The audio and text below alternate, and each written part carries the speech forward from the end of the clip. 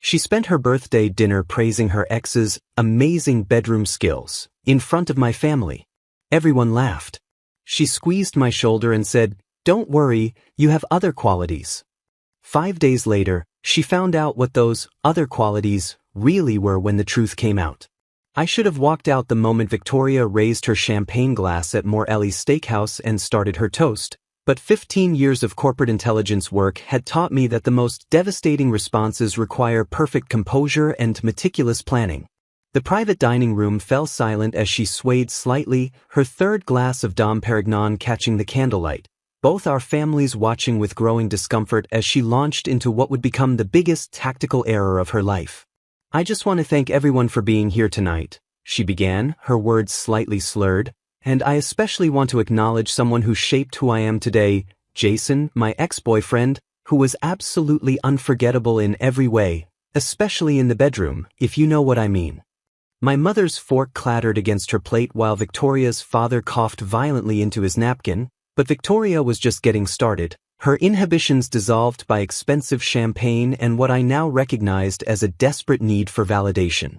I mean, some women go their whole lives without experiencing that level of passion and intensity, she continued, gesturing wildly with her glass, the way he could just take control and make me feel things I didn't even know were possible. My younger sister Emma gripped my arm under the table, her nails digging into my sleeve, but I remained perfectly still, cataloging every word, every gesture, every uncomfortable shift in body language around the table, all actionable intelligence that would prove invaluable in the coming weeks. Victoria's mother attempted to intervene with a weak, "Sweetheart, maybe we should," but Victoria waved her off, now locked onto her narrative with the single-minded focus of someone who had been waiting months to make this public declaration. "The thing about Jason," she said, her voice dropping to what she probably thought was a sultry whisper but carried clearly across the mortified silence, "is that he knew exactly what he wanted and how to get it, no hesitation, no second-guessing, just pure masculine confidence and sexual expertise that left me literally unable to walk straight the next morning." I watched my father's face turn an impressive shade of crimson while Victoria's younger brother suddenly found his phone absolutely fascinating, but Victoria had entered what I recognized as a manic state, feeding off the attention despite its increasingly horrified nature. "I know what you're all thinking," she said with a laugh that sounded like breaking glass, "but great sex is important in a relationship, and when you've experienced the absolute best, you develop a certain standard, a benchmark that everything else gets measured against." That's when she turned to me, her hand landing on my shoulder with what she probably intended as affection but felt like a brand, her eyes bright with champagne and cruelty as she delivered the line that would seal her fate. "But don't worry, honey," she said, patting my shoulder like I was a loyal dog. "You have other qualities, like job security and reliability, and let's be honest, in this economy, that's worth its weight in gold, right everyone?" The nervous laughter that followed was excruciating, my mother's face a mask of barely controlled fury while my sister whispered, "Jesus Christ," under her breath, but I simply smiled, nodded graciously, and began refilling everyone's wine glasses with the steady hands of a man who had just been handed every justification he needed for total warfare.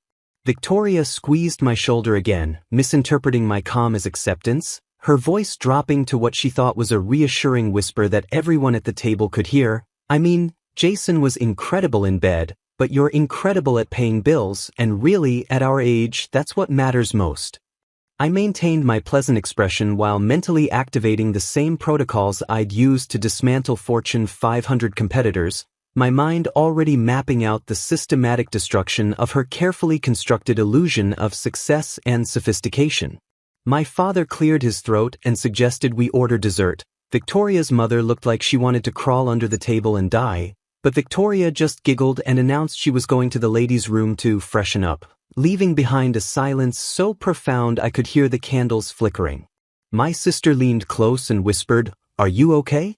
That was absolutely fucking insane, but I simply smiled and said, "I'm fine, just processing," which was technically true. I was processing tactical data, identifying weak points, and formulating a response strategy that would make Victoria regret every word of that champagne-soaked humiliation. When she returned 15 minutes later, makeup reapplied and seemingly oblivious to the crater she just created in our social circle. She kissed my cheek and whispered, "Thanks for being such a good sport about the Jason stuff, I knew you'd understand." And I realized with perfect clarity that she had absolutely no idea who she was dealing with. Unknown to Victoria, as she blissfully devoured her creme brulee and chatted about her upcoming event planning projects, she had just publicly declared war on someone whose entire career involved destroying competitors through methodical information warfare, and unlike her precious Jason with his fabricated success and borrowed confidence, I actually possessed the skills, resources, and ruthless patience to completely dismantle someone's existence without them realizing they were under attack. Until it was far too late. The rest of the dinner passed in uncomfortable pleasantries, my family shooting me concerned glances while Victoria's family seemed torn between embarrassment and relief that someone was finally willing to tolerate their daughter's behavior, but I played the role of the gracious boyfriend perfectly, even picking up the $847 check without hesitation and leaving a generous tip. As we left the restaurant, Victoria linked her arm through mine and sighed contentedly, "That went so well, don't you think?" Everyone seemed to have such a great time, and I agreed while mentally reviewing the comprehensive intelligence file I was about to compile on every person who had laughed at her little performance. In the Uber home, she fell asleep against my shoulder, her breathing soft and regular, completely unaware that she had just activated the most dangerous quality I possessed, not job security or reliability, but the cold, calculating ability to identify every weakness in an opponent's armor and systematically exploit them until nothing remained but rubble and regret. I met Victoria 11 months earlier at a pretentious wine tasting event in Tribeca, 3 weeks after completing an 18-month deep cover assignment infiltrating Meridian Pharmaceuticals' research division to steal their clinical trial data for a competing firm. The operation had required me to assume a false identity as a biostatistics researcher, memorize enough medical terminology to fool actual scientists, and maintain perfect operational security while my team extracted proprietary formulas worth approximately $340 million, the kind of high-stakes corporate warfare that left me mentally exhausted and craving something uncomplicated. Victoria was there with her friend Rebecca, the event planner who organized these overpriced networking sessions for Manhattan's aspirational class. And she caught my attention not because of her obvious beauty but because I recognized the calculated way she scanned the room, evaluating every man present like a jeweler appraising stones of varying quality.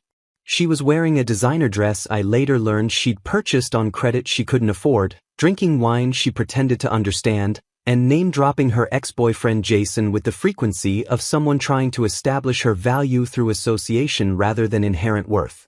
"My ex works in private equity," she announced within 5 minutes of conversation, her voice carrying that particular blend of pride and resentment that immediately told me their relationship had ended badly. "He's closing a deal right now that's going to revolutionize the commercial real estate market in the tri-state area." I recognized the performance immediately. I'd spent 15 years studying how people construct false narratives about themselves, and Victoria was broadcasting her insecurities like a radio tower. Everything about her screamed desperate social climbing. The carefully curated Instagram full of luxury experiences she couldn't sustain, the habit of accidentally calling me Jason during our first 3 dates, her obsession with being photographed at exclusive venues to prove her life was more glamorous than it actually was. A competent intelligence analyst would have identified her as a liability and walked away, but I was tired, emotionally depleted from months of living a lie, and she was offering exactly what I needed in that moment: simple transactional companionship with clearly defined terms and no emotional complications. She wanted access to the lifestyle her modest inheritance from her grandmother couldn't provide, and I wanted someone decorative and undemanding while I recovered from the psychological toll of deep cover work. Our arrangement was transparently transactional from the beginning. I provided the upscale 2-bedroom apartment in Battery Park City with floor-to-ceiling windows overlooking the harbor, the designer wardrobe from Bergdorf Goodman that she paraded on social media, the weekend trips to Napa Valley and Martha's Vineyard that fed her Instagram aesthetic. In return, she provided uncomplicated companionship, someone to attend charity galas and corporate dinners, someone who looked good in photographs and asked no probing questions about my work, Someone who understood that our relationship had clear boundaries and expiration dates built into its foundation.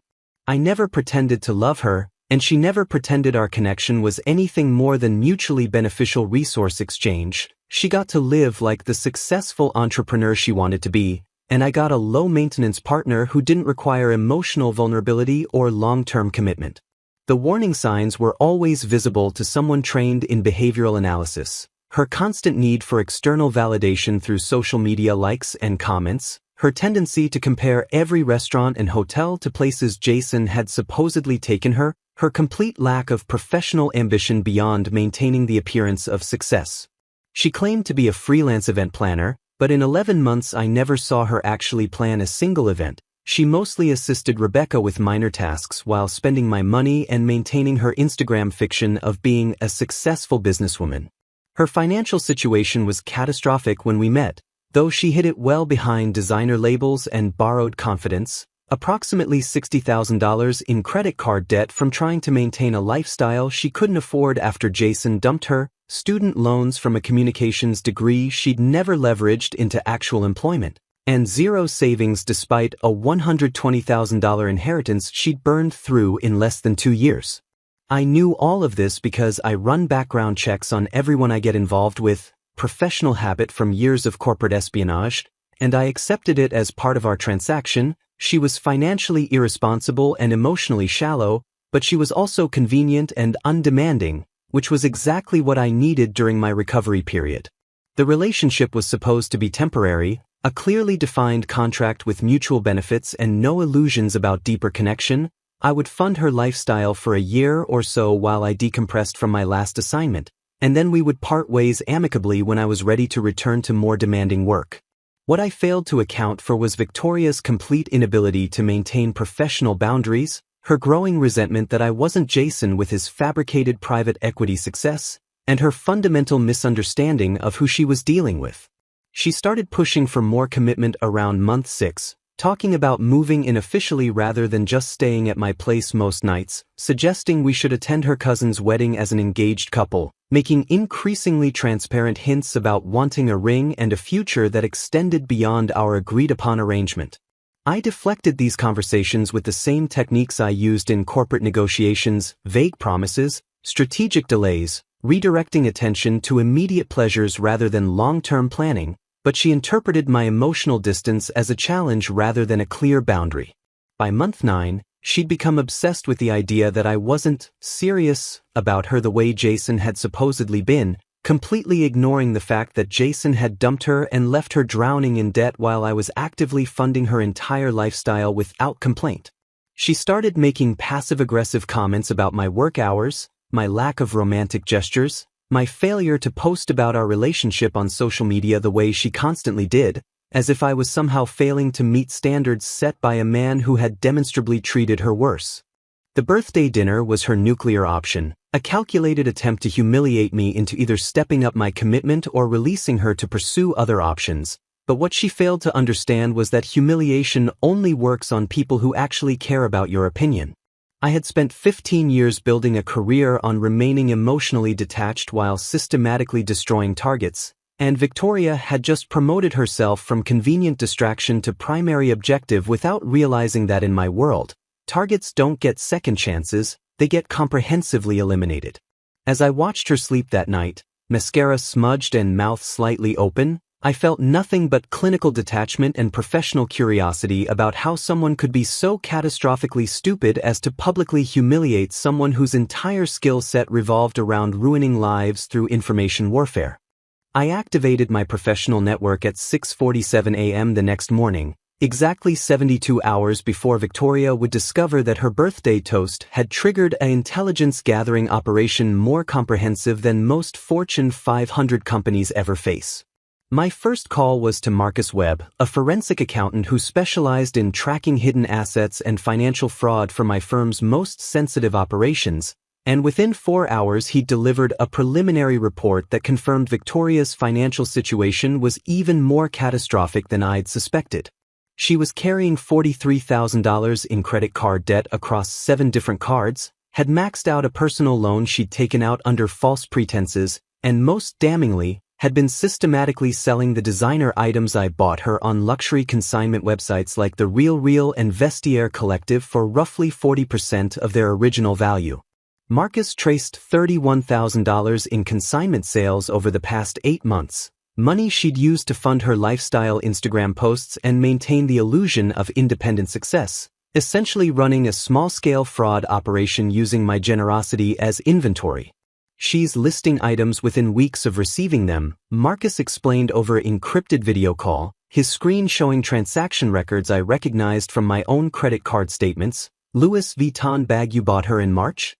Listed and sold by April 15th for $2,100. Gucci coat from February? Sold within 3 weeks for $1,800. She's literally converting your gifts into cash flow while pretending they're still in her closet. The digital forensics team I contracted, led by a brilliant hacker named Sophia who'd helped me infiltrate classified corporate servers across 3 continents, went to work on Victoria's digital footprint with the same ruthless efficiency we'd used to destroy pharmaceutical companies and tech startups. Within 48 hours, they'd cracked her email accounts, social media messages, cloud storage, and even her hidden Instagram account where she posted more authentically about her frustrations with our relationship. The intelligence they extracted was absolutely devastating. Detailed complaints to her friends about how I was boring and mechanical in bed compared to Jason's raw passion. Discussions about whether she should monkey branch to someone with more excitement and prestige, and most importantly, extensive communication with Jason himself that revealed they'd been meeting for coffee every few weeks throughout our entire relationship. But the real goldmine came when Sophia cracked Jason's digital presence and discovered that his entire private equity success story was an elaborate fabrication built on borrowed credibility and strategic exaggeration. Jason Martinez worked as a junior analyst at Ashford Partners, a struggling boutique investment firm that had lost 3 major clients in the past year, making approximately $78,000 annually before taxes, respectable but nowhere near the closing major deals narrative Victoria constantly referenced. His luxury lifestyle was entirely leveraged. The BMW was leased through a program for young professionals that he could barely afford. His penthouse apartment was actually a rent-controlled 1-bedroom in Queens that his parents had secured for him in 1998, and his designer wardrobe came primarily from sample sales and outlet malls. This guy is one missed payment away from complete financial collapse, Sophia reported with obvious amusement, sharing screenshots of Jason's maxed-out credit cards and overdue notices from various creditors. He's been using Victoria as an ego boost while she thinks he's some kind of financial titan. They're both playing pretend with each other. I spent the next week building comprehensive psychological profiles on both targets, mapping their social networks, identifying their pressure points, and documenting every weakness in their carefully constructed public personas.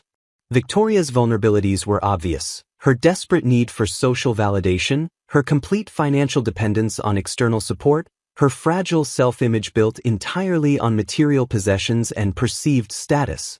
Jason's weaknesses were more subtle but equally exploitable: his fabricated credentials that wouldn't survive actual scrutiny, his precarious financial position that required maintaining appearances at all costs, his inflated ego that made him careless about covering his tracks. My team documented every Instagram post, every social media comment, every public appearance, creating a timeline that showed exactly how Victoria and Jason had maintained their connection throughout my relationship with her. We identified every person in their social circles, mapped influence networks, and built detailed dossiers on key figures who could either help or hurt them when their worlds started collapsing. This included Victoria's enabling mother Patricia, who'd encouraged her to trade up from Jason to someone more financially stable like me, her vindictive cousin Emma, who worked as a trust fund administrator and had orchestrated the seating arrangement at the birthday dinner to maximize my humiliation, and Rebecca Stanton, the event planning mentor who'd introduced us and had been coaching Victoria on how to secure a more permanent commitment from me. The intelligence gathering revealed that Emma had been embezzling approximately $15,000 monthly from the family trust fund she administered, using a sophisticated system of fake vendor invoices and inflated expense reports that she thought were untraceable. Rebecca's event planning business, Summit Occasions, was operating on razor-thin margins with 3 major corporate clients accounting for 73% of her annual revenue, making her vulnerable to any disruption in those relationships. Patricia's own financial situation was precarious. She was living in a house she couldn't afford after Victoria's father left her, maintaining appearances through strategic debt management and hoping Victoria would marry someone wealthy enough to support them both. "You've got enough here to destroy all of them," Marcus observed during our final briefing, reviewing the compiled intelligence reports that totaled over 400 pages of documented evidence, financial records, and strategic vulnerabilities.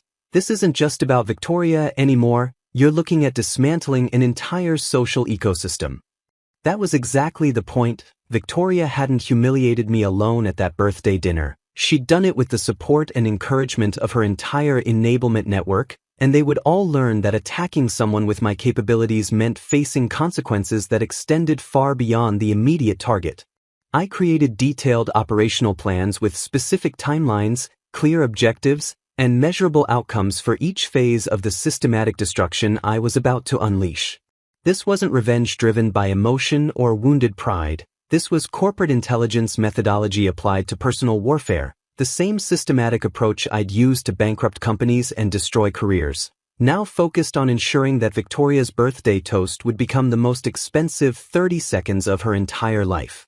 I began the systematic deconstruction of Victoria's fabricated existence on a Tuesday morning, starting with the luxury consignment fraud that she'd been running for 8 months without realizing she was creating a perfect paper trail for her own destruction. My attorney, Gerald Hutchinson, who specialized in white-collar fraud cases and had helped me navigate several corporate espionage investigations, crafted carefully worded cease and desist letters to the Real, Vestiaire Collective, and 3 other consignment platforms where Victoria had been selling my gifts. The letters included detailed transaction records, proof of original purchase, and evidence that Victoria had been misrepresenting ownership of items that were technically gifts but had been obtained through fraudulent pretenses, specifically, maintaining a relationship under false emotional pretenses while systematically converting assets. Within 48 hours, all 5 platforms had permanently banned Victoria's accounts, frozen her pending payments totaling $4,200, and threatened legal action for terms of service violations and potential fraud. She received the notifications via email while I was at work, and I watched through the security camera I'd installed in the apartment as she frantically called each platform, her voice rising to hysterical levels as customer service representatives calmly explained that her accounts were under investigation for suspicious activity patterns. The second phase targeted her living situation with surgical precision. I contacted Gregory Walsh, the landlord who owned our Battery Park City apartment building, and explained that I would be vacating the premises in exactly 60 days per the terms of our lease agreement. Gregory was initially disappointed to lose a reliable tenant who paid $4,800 monthly rent without complaint, but I sweetened the conversation by referring 3 corporate clients who were looking for luxury rentals in the building, ensuring he'd actually profit from my departure. Victoria's name wasn't on the lease. She'd never paid a single dollar toward rent, and she had absolutely no legal right to remain in the apartment once I left, but I knew she'd been telling everyone on Instagram that we lived there together, building her entire social media presence around that address and its prestigious location. I informed her about the move during dinner at a mediocre Italian restaurant in Chelsea, watching her face cycle through disbelief, panic, and rage as she processed that her luxury lifestyle was evaporating. "What do you mean you're moving out? This is our home," she said, her voice sharp with desperation that she tried to mask as indignation. "You can't just decide to leave without discussing it with me first." "It's my apartment, Victoria. My lease, my decision," I replied calmly, cutting into my chicken parmesan with steady hands. "I'm reallocating capital to more promising ventures. It's just good financial planning." She stared at me like I'd started speaking a foreign language, her perfectly manicured nails digging into the white tablecloth.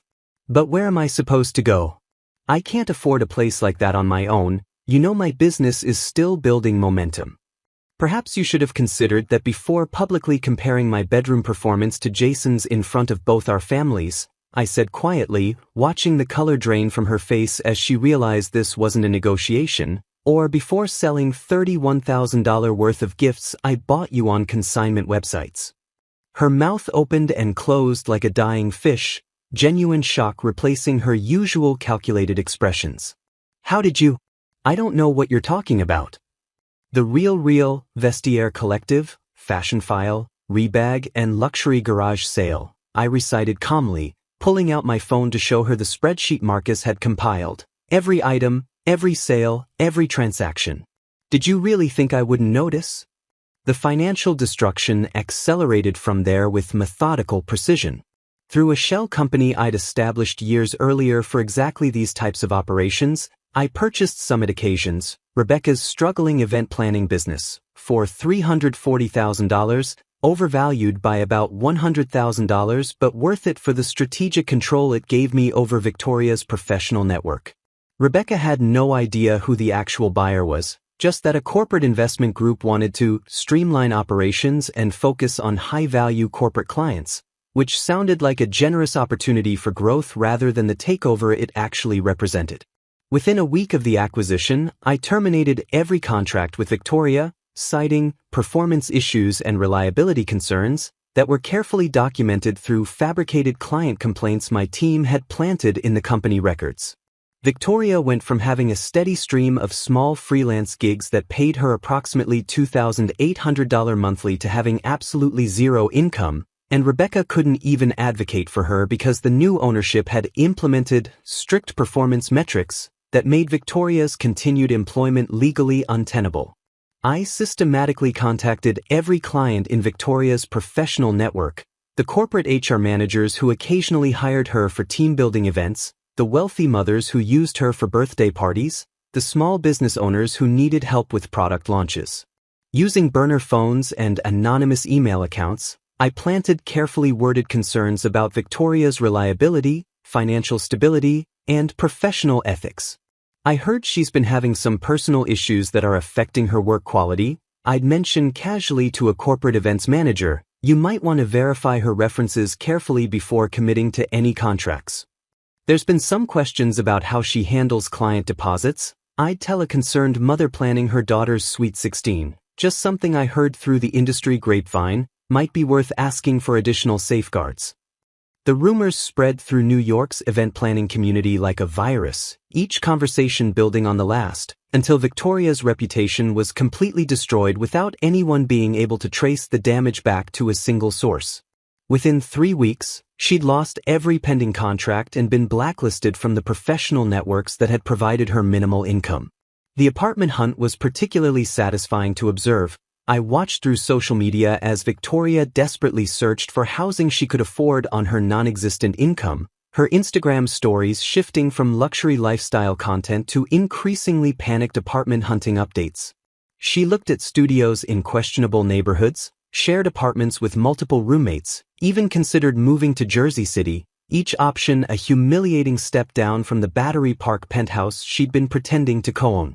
Her mother Patricia tried to help, offering to co-sign a lease, but Victoria's destroyed credit score and lack of employment made her essentially unrentable without a massive security deposit she couldn't provide. I documented every desperate message she sent to friends asking for housing leads, every increasingly frantic phone call to landlords who rejected her applications, every moment of growing panic as she realized that without my financial support, she was essentially homeless. When she finally confronted me about the systematic destruction of her life, I was packing boxes in the apartment, calmly sorting through belongings while she stood in the doorway trembling with rage and fear. "You're doing this on purpose?" she accused, her voice breaking. "You're sabotaging my entire life because of one stupid toast at a birthday dinner." "I'm not sabotaging anything, Victoria," I replied without looking up from the box I was packing. "I'm simply withdrawing my financial support and allowing you to experience the natural consequences of your choices and your complete lack of actual professional competence." She tried threats, tried tears, tried seduction, but I remained completely impassive, methodically packing my belongings while she unraveled. "You can't do this to me. I'll tell everyone what you're really like. I'll expose you." "Expose me as what?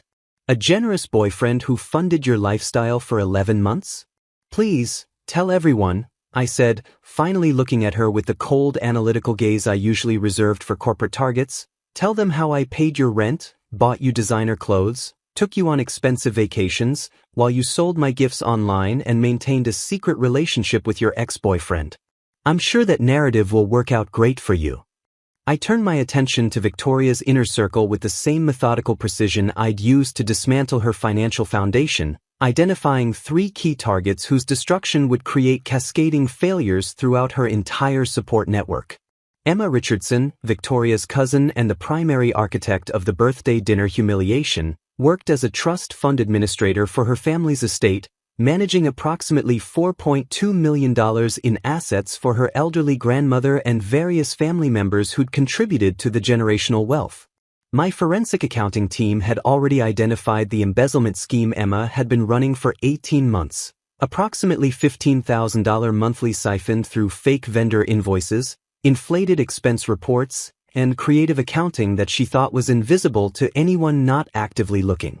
I compiled every piece of evidence into a comprehensive package: bank statements showing the fraudulent transfers, fake invoices from non-existent companies, email correspondence where Emma discussed her supplemental income stream with a friend, and financial records proving that money meant for family trust expenses had been redirected to Emma's personal accounts. I sent this package anonymously to the family's attorney, the state regulatory board that oversaw trust fund administration, and most devastatingly, to Emma's grandmother directly with a cover letter explaining how her trusted granddaughter had been stealing her money to fund a luxury lifestyle she couldn't legitimately afford.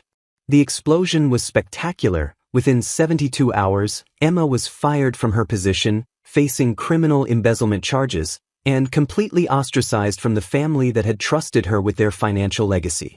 Her grandmother, a formidable woman named Eleanor Richardson who'd built the family fortune through careful investment and ruthless business acumen, hired a team of lawyers who discovered that Emma had stolen over $270,000 across 18 months.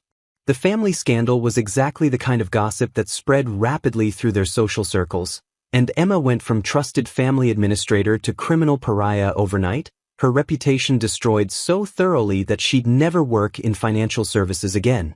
Rebecca Stanton's destruction required more subtlety since I technically owned her business, but I'd planned for this from the moment I acquired Summit Occasions through my shell company. Using my corporate contacts and the network I'd built over 15 years of intelligence work, I systematically dismantled the 3 major corporate clients that provided 73% of her annual revenue. The first client, a pharmaceutical company that used Rebecca for their annual conferences and product launches, received an anonymous tip about quality concerns and reliability issues with Summit Occasions, accompanied by fabricated evidence of missed deadlines and budget overruns from events I'd created using deepfake technology and careful document manipulation. Their contracts were immediately terminated and transferred to a competing event planning firm that I happened to have significant influence with.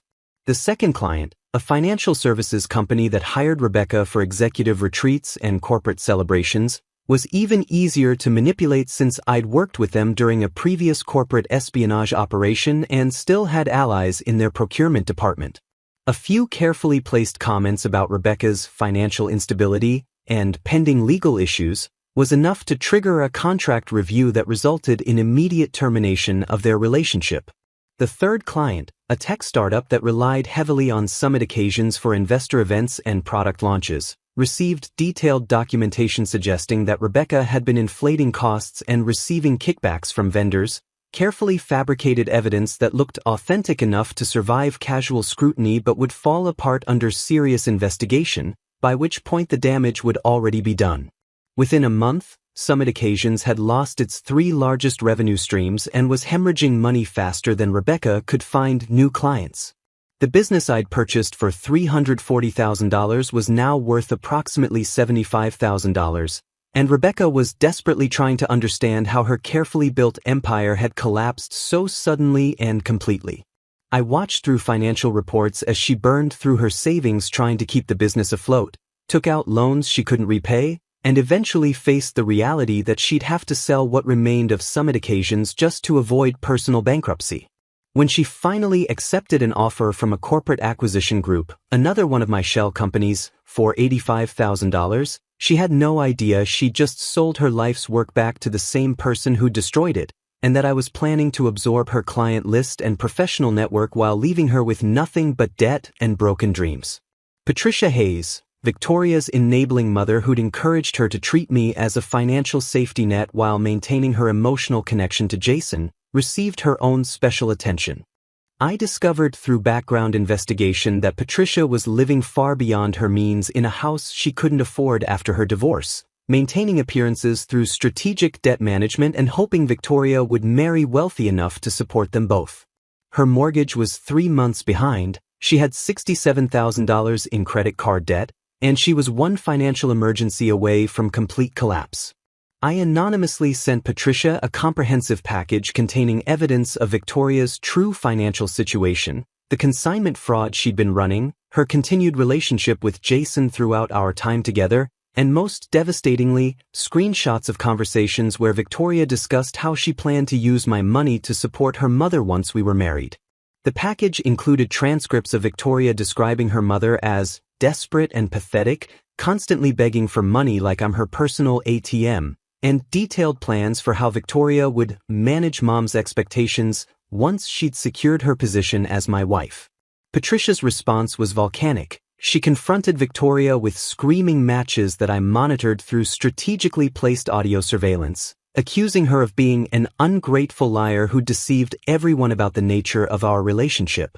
The mother-daughter relationship that had been Victoria's primary emotional support system imploded spectacularly, with Patricia kicking Victoria out of her childhood bedroom where she'd been planning to stay during the transition period and telling mutual friends that her daughter was a manipulative gold digger who'd learned nothing from her mother's mistakes. Meanwhile, I turned my attention to Jason Martinez, the precious ex-boyfriend whose amazing bedroom skills had been the catalyst for this entire operation. His fabricated credentials and inflated expense reports at Ashford Partners were carefully documented and sent anonymously to the firm's compliance department along with evidence that he'd been misrepresenting his role in client deals and taking credit for work performed by senior analysts. The managing partners at Ashford were already nervous about regulatory scrutiny after losing several major clients, and discovering that one of their junior analysts had been inflating his credentials and potentially exposing the firm to liability made Jason an instant liability. He was fired within a week, his termination carefully documented to prevent any wrongful dismissal lawsuits, and his reputation in the private equity community was destroyed through strategic rumors about ethical violations and misrepresentation of qualifications. I also sent his personal financial records to the creditors he'd been avoiding, triggering a cascade of collection actions that resulted in his BMW being repossessed, his credit cards being canceled, and his rent-controlled apartment being flagged for lease violations since he'd been subletting it illegally to maintain his penthouse fiction. Each domino fell exactly as I'd calculated, the systematic destruction spreading through Victoria's support network like a precisely engineered virus, and the beauty of it was that no one could trace any of the catastrophes back to a single source. To everyone involved, it looked like a series of unfortunate coincidences, bad luck, and natural consequences catching up with people who'd been living beyond their means and making poor choices. Only I knew the truth, that every disaster had been carefully orchestrated, every revelation strategically timed, every piece of evidence methodically compiled and deployed for maximum destructive impact. 2 weeks after initiating the operation, Victoria's carefully constructed world had collapsed so completely that even I was impressed by the thoroughness of the destruction. She'd been evicted from the Battery Park apartment and was living in a cheap motel in Newark. Her business was completely destroyed with zero income prospects. Emma was facing criminal charges and family exile. Rebecca's company had been absorbed into my corporate portfolio. Jason was unemployed and dodging creditors. And her mother had disowned her publicly on Facebook in a post that went semi-viral among their social circle. I was reviewing financial reports in my new downtown loft when my building's concierge called to inform me that Victoria was in the lobby, demanding to see me despite not being on the approved visitor list. I considered refusing entry, but curiosity about her mental state and confidence in my security measures made me authorize her temporary access. interested to see how she'd attempt to navigate this confrontation. She arrived at my door looking like a completely different person, designer clothes replaced with discount store basics, professional styling abandoned for unwashed hair pulled into a messy ponytail, the polished Instagram influencer reduced to a desperate woman who'd clearly been crying for hours. "We need to talk," she said, her voice hoarse as she pushed past me into the apartment without invitation, her eyes scanning the space like she was looking for evidence or escape routes. "I'm not sure what we have to discuss, Victoria. You made your position quite clear at your birthday dinner," I replied calmly, closing the door and leaning against it with my arms crossed, blocking her exit while maintaining a posture of complete control. She spun to face me, her expressions cycling between rage and desperation so quickly it was almost fascinating from a psychological perspective. "You destroyed my entire life. My business is gone, Emma's being prosecuted, Rebecca lost everything, Jason can't even get a job at a convenience store, and my own mother won't speak to me. This isn't coincidence, this is you." "That's quite the conspiracy theory," I said, walking past her to pour myself a glass of scotch, deliberately not offering her one. "Sounds like a lot of unfortunate consequences catching up with people who made poor choices." "Don't give me that corporate sociopath routine," she snarled, following me into the living room. "I know you did this. I just can't figure out how you found out about Emma's trust fund scheme, or how you got Rebecca's clients to drop her, or how you knew about Jason's expense reports." I turned to face her, letting a small smile cross my face. "You think I'm responsible for your cousin's embezzlement? For your ex-boyfriend's fraudulent credentials? For your mentor's business failures?" "I know you are," she said, but her voice wavered with uncertainty because she couldn't actually prove any connection between the disasters, couldn't identify the mechanism of destruction even as she stood in its aftermath. That's when I decided to reveal enough to let her understand the scope of what she'd triggered, walking to my home office and retrieving a tablet that contained a comprehensive presentation I'd prepared specifically for this moment. "You want to know how? Sit down and I'll show you exactly what happens when you publicly humiliate someone whose entire career involves destroying competitors through information warfare." She sank onto the couch, her bravado crumbling as I began the presentation, each slide documenting another aspect of the operation I'd conducted against her and everyone she cared about.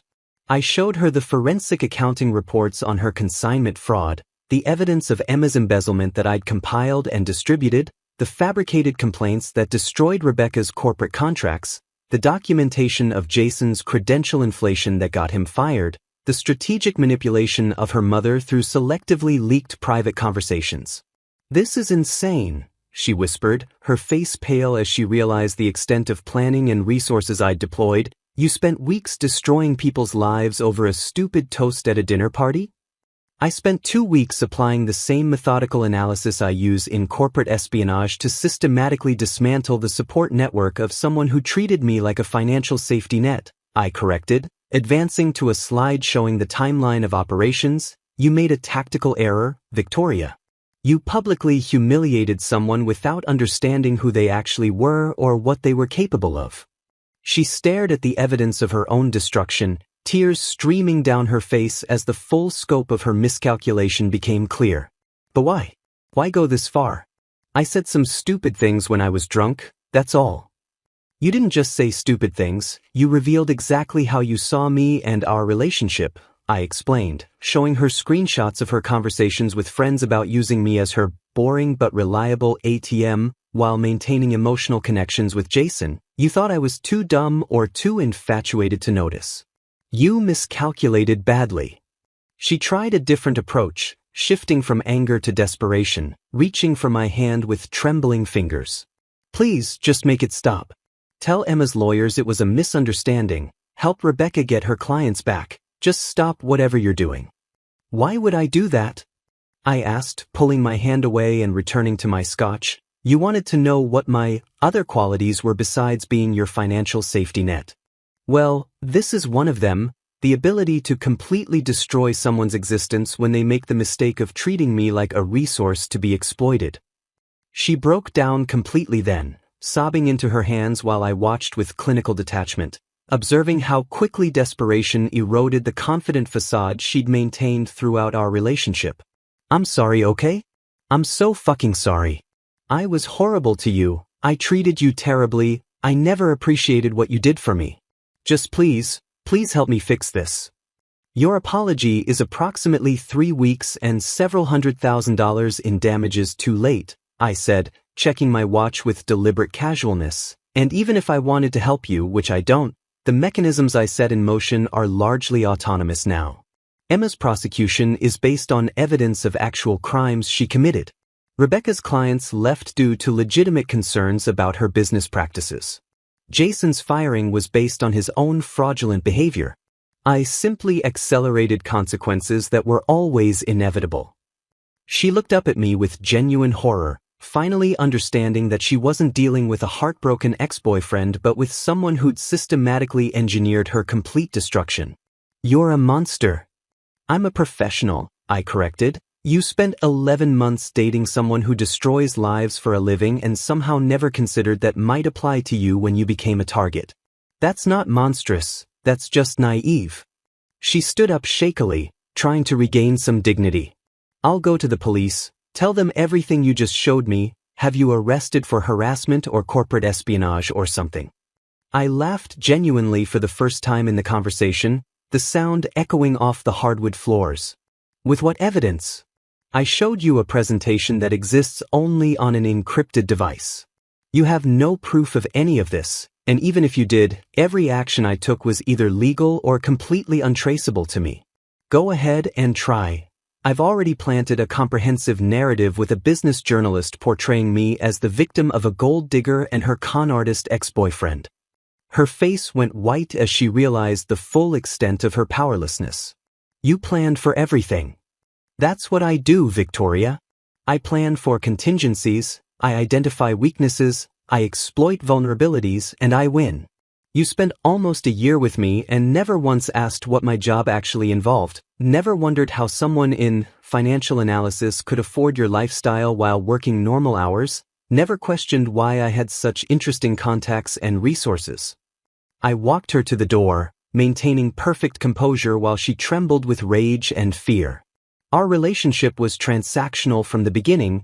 You wanted money and status, I wanted simple companionship during a recovery period.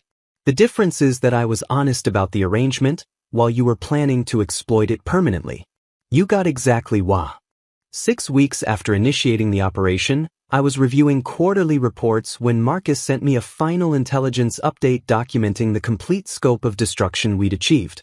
Victoria had moved back to her parents' basement in suburban New Jersey after the Newark motel became too expensive, working as a receptionist at a veterinary clinic making $14.50 per hour while dealing with multiple lawsuits from the consignment stores seeking restitution for fraudulent sales.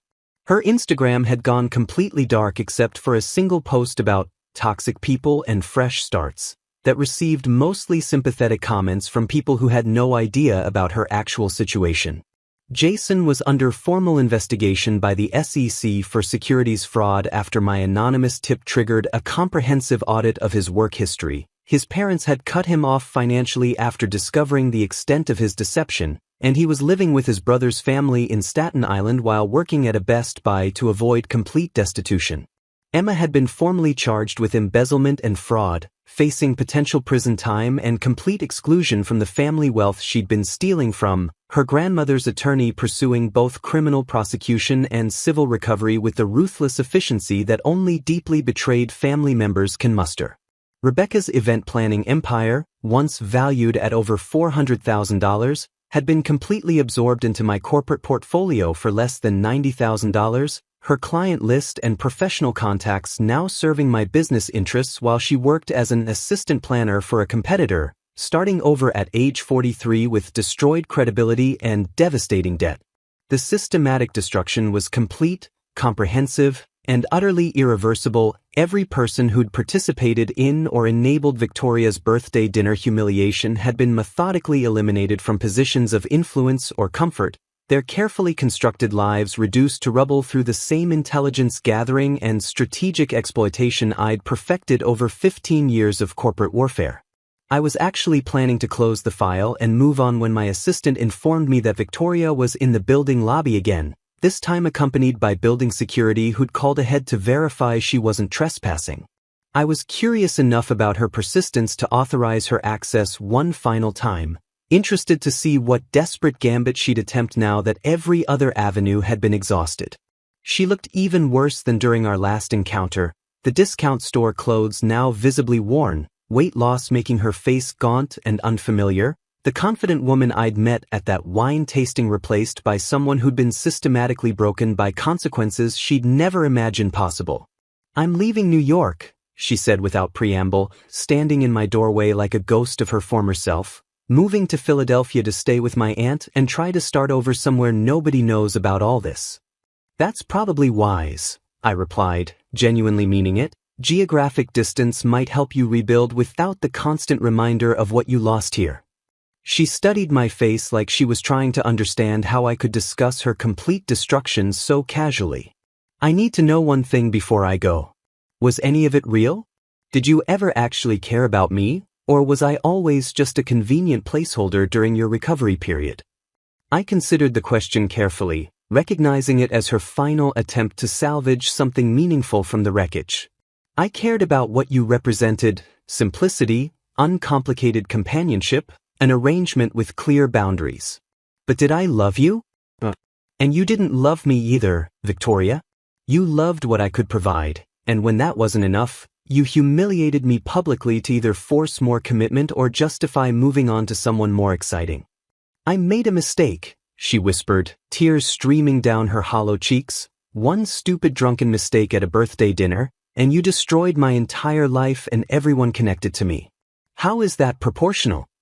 "Proportionality is a concept for people who don't understand strategic deterrence," I explained, walking to my window overlooking the city lights. "You didn't just humiliate me at that dinner, you revealed your complete contempt for who I actually am, your intention to exploit me as a financial safety net while maintaining emotional connections elsewhere, your fundamental belief that I was too stupid or desperate to notice or care. That required a comprehensive response." She was quiet for a long moment, processing the clinical efficiency with which I'd dismantled everything she valued. "Jason called me yesterday. He's being evicted, facing fraud charges, can't get any job in finance. He asked if I thought this was all connected to us, to what happened at the dinner." "And what did you tell him?" I asked, genuinely curious about how she'd processed the systematic destruction. "I told him I didn't know, that it seemed like paranoid conspiracy thinking," she said, her voice hollow, "but I knew. I knew it was you, orchestrating everything from wherever you hide while running your corporate destruction operations." "Then you learned the most important lesson," I said, turning to face her directly. "Never publicly humiliate someone without understanding exactly what they're capable of or what resources they can deploy when motivated. You treated my patience and generosity as weakness, and you discovered what my actual strengths looked like when properly directed." She wrapped her arms around herself like she was trying to hold the pieces together. "I need you to know that I'm sorry. Genuinely, completely sorry for how I treated you, for what I said at that dinner, for taking advantage of your kindness. I know it doesn't change anything, but I need you to hear it." "I believe you're sorry now," I acknowledged, "but you're sorry because of the consequences, not because you actually regret your behavior. If that dinner had worked, if I'd responded by proposing or increasing my financial commitment, you'd feel vindicated and clever for pushing me into more permanent arrangement. You're apologizing to the destruction, not to the person you harmed." That hit her hard, the truth of it visible in how her shoulders slumped in defeated recognition. What was I supposed to do? Just accept being someone's convenient placeholder forever? Never push for something real? "You were supposed to be honest," I said simply. "Tell me you wanted more than our arrangement offered, accept my response either way, and move on with dignity instead of public humiliation. Or better yet, recognize from the beginning that someone who builds a career on destroying competitors through information warfare might not be the ideal target for emotional manipulation and strategic exploitation." She moved toward the door, our final conversation clearly ending, but paused with her hand on the handle. "I saw you with someone new last week. At that restaurant in Soho. She looked happy." I smiled slightly, thinking about Jennifer, the corporate attorney I'd started seeing who actually understood and appreciated what I did for a living. She is happy. So am I. Turns out when you find someone who values your actual qualities instead of just your financial resources, relationships become much more satisfying. I hope she never sees this side of you, Victoria said quietly, the side that destroys people systematically and sleeps just fine afterward. She already knows exactly who I am, I replied. She helped me structure some of the shell companies I used in this operation. The difference is that she's a partner, not a parasite, and she'd never make the mistake of treating me like a resource to be exploited instead of a person to be valued.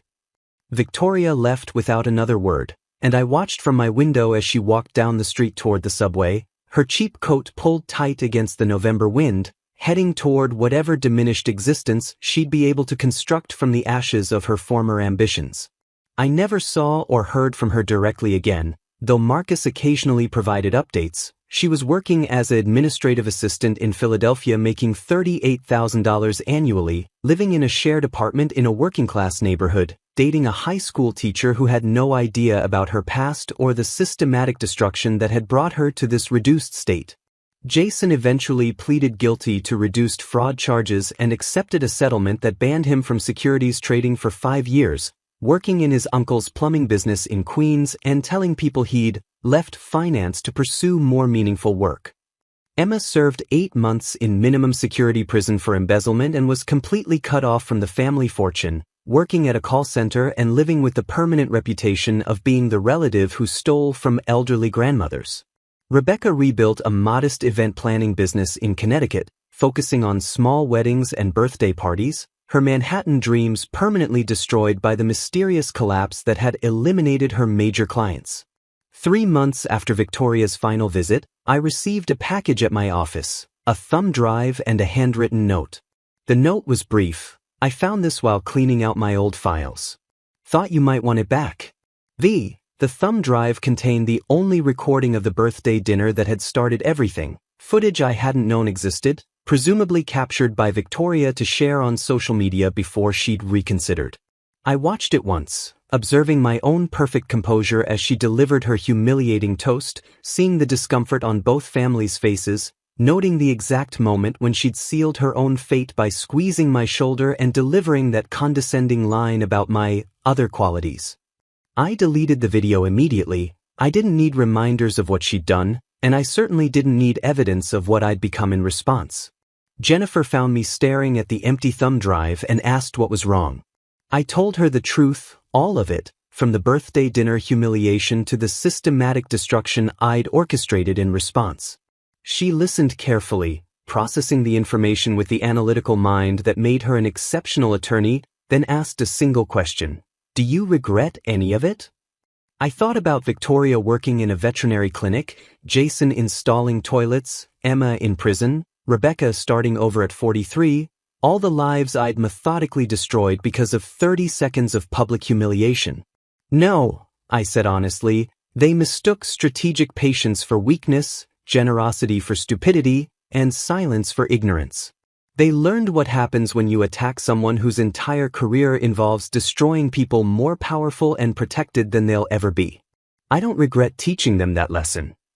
Jennifer nodded slowly, her expression thoughtful. Good.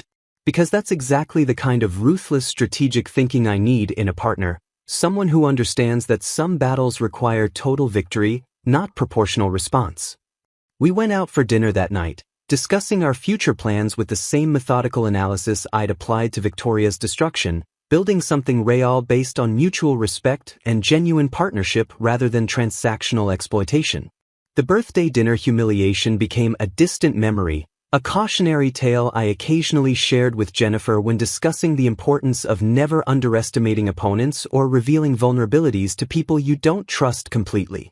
Victoria had wanted to know what my other qualities were beyond being her financial safety net, and she discovered the answer through the most painful education possible. I possessed the intelligence, resources, and ruthless determination to systematically destroy anyone who made the mistake of treating me as less than I deserved.